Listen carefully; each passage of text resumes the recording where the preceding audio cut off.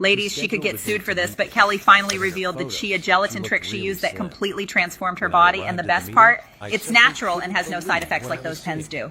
This was me before stuck at my heaviest weight ever.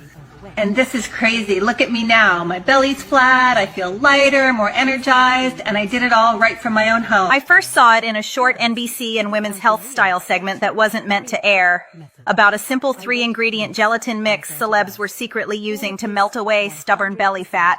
Sounds ridiculous, right? But Kelly was among the first to try this, and her transformation was absolutely incredible. She also mentioned to be very careful with this chia jelly and to only have 1 cube a day or you will lose the weight too fast. I had tried everything, low carb, low fat, fasting. Nothing stuck.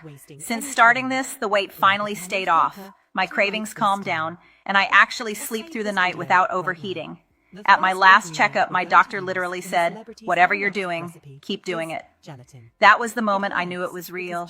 It's too simple, too effective, and every time I post the full recipe, Big Pharma always tries to take it down.